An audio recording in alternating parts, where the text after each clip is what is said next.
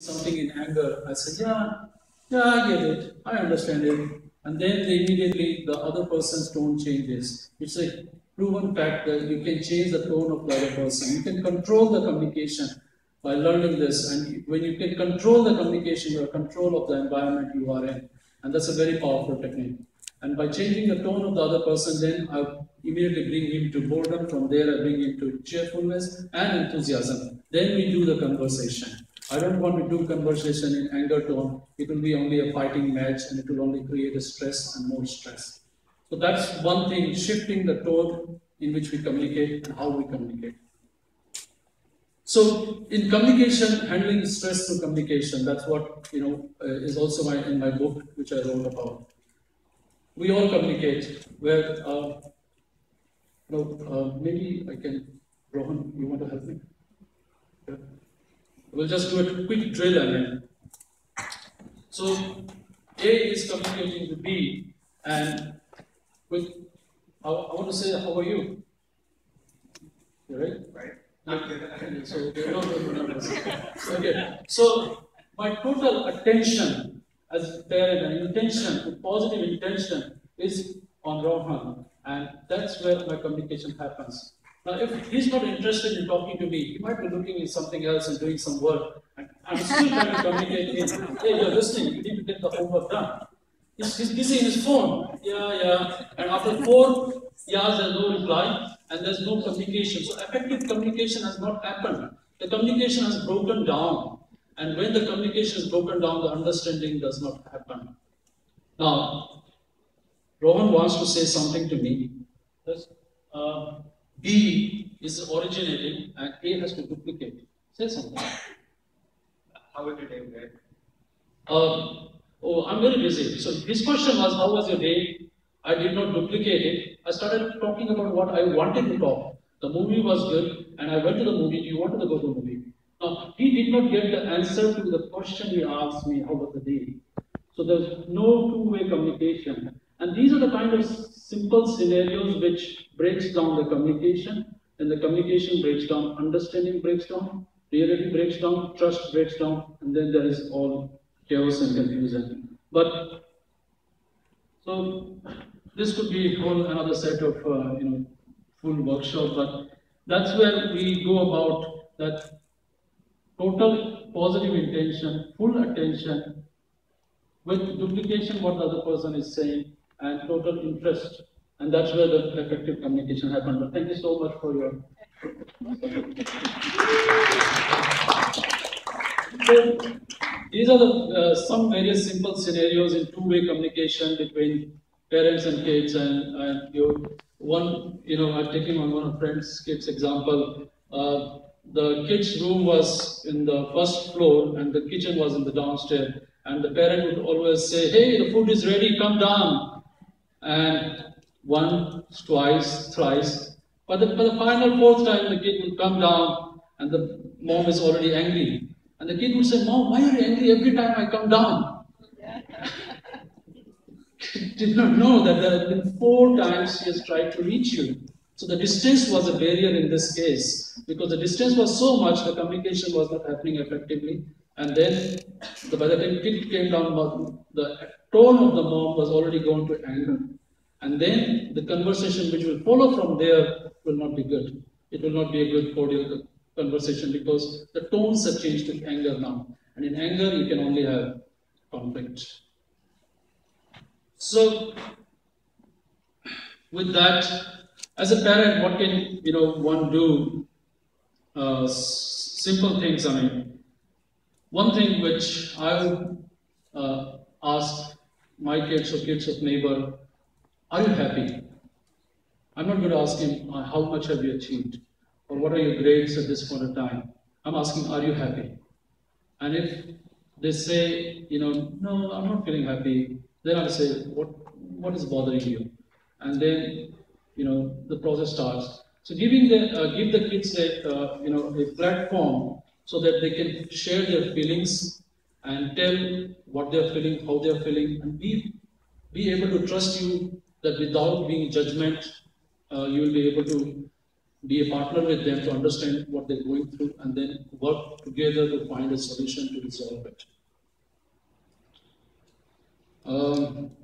So encouraging the kids to talk about what is bothering them and understanding their side of things. Because what these kids, you are achieving the future leaders of tomorrow, whether business leaders or industry leaders or political leaders, what you are achieving in my age, I have not done that. I might have done that in third or fourth year of college, what you're doing in high school today. So you're doing a lot.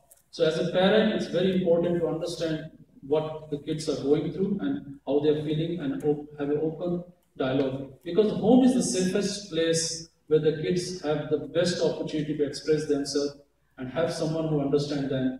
And then from there they can go and, fight, survive, struggle through the world and be more successful. Spot the tone scale of the kids and parents both, and understand their tone scale anywhere in the life and communications.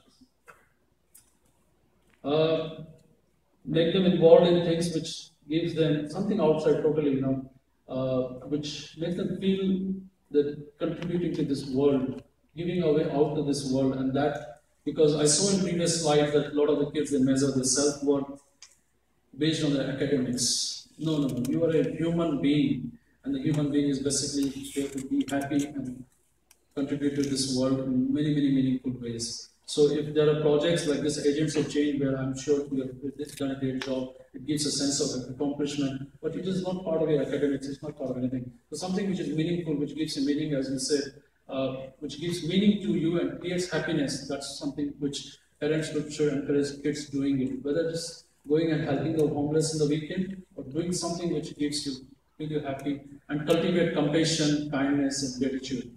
Because one of the things which I take many kids to St. James Park every Sunday and show them that there are a lot of homeless people, they don't have anything. But when you serve them a bowl of hot lunch, they thank you and they say, God bless. They don't have anything, they are homeless, but they're giving the best thing they can give is blessings. So which means that there's not dependency on materialistic things or grades or things to be happy. One can be happy, it comes from inside, and that's by intentional decision, cognitive decision that I want to be happy. And that's what is there.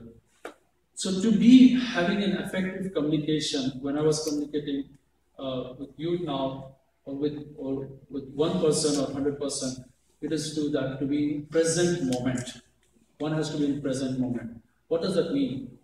You might have done a lot of meditation, yoga. We'll do quick 1 minute drill. It is an extended version, it's a longer one, but I will try to do in quick 1 minute just to have you experience that. So if you want to close your eyes and then put your attention on the ceiling. There's a ceiling in this building, and put your attention on the ceiling. Now take down your attention to the floor. And now take your attention to the right wall. And then to the attention to the left wall. Now your attention to the back of the room, back wall, which is some kind of open glasses. And then attention on the front wall. So there are ceiling, floor, 4 walls where we are sitting inside this. Now let's take your attention to the Golden Gate Bridge. You can do that. Let's come back to this room now. And where are you now? You can open your eyes. Where are you now? You are here in this very present moment. Surrounded with your being aware of your surrounding, with this 6 walls, inside the 6 walls you are here. And you can continue doing it, taking your attention to Jupiter, Mars, and then taking center of Earth, and creating whole space in between in your mind. And you are in the present moment, rooted in the present moment always. The future creates for planning and worry, and the present creates, and the past brings regrets, shame, or things which we could have done better. But the present moment is the only moment when we live life. So being mindful, it takes being mindful and present moment takes your attention from your worries, your challenges, your difficulties, whatever you're facing, and it gives you opportunity to be happy.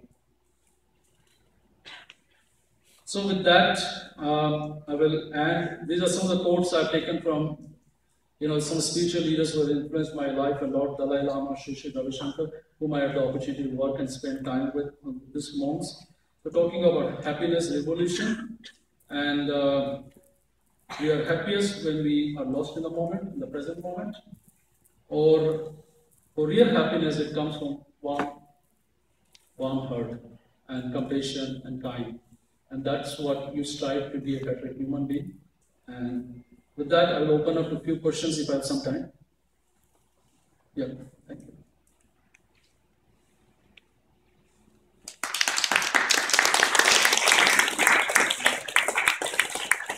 Yeah. Will you come forward?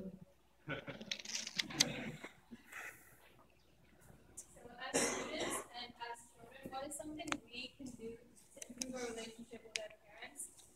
Other than communication, what more can we do to help each other? Sure, absolutely. And I will say it's not other than communication. Communication is the key.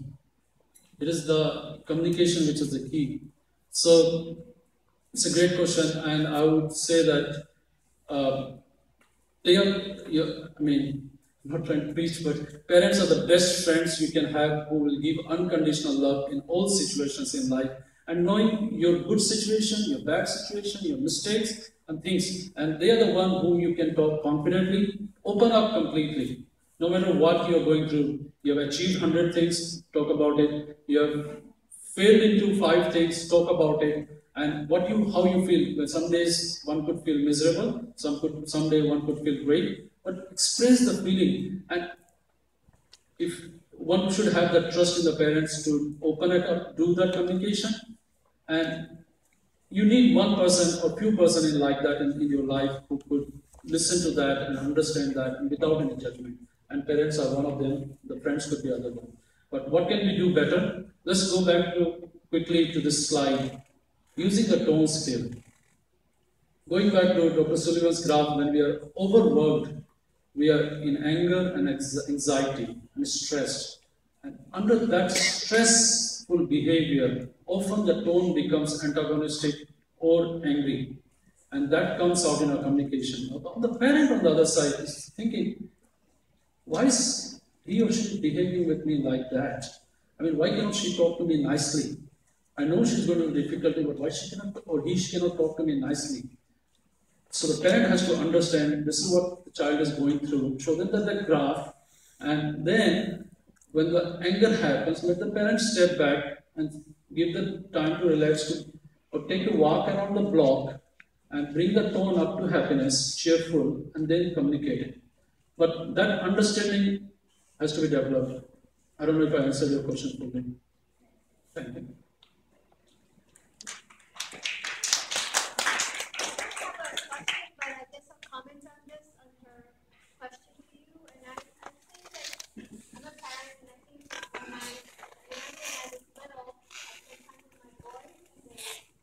Shared a lot of nice time thinking together. One of the things they like to do was actually bake. So I was happy with that. They were like, so we had a lot of, moments together. But also as they're getting older, I realized that if I share things about my childhood, share your life with them, then that builds some, rapport with them. They get close to you. So the same thing, sharing about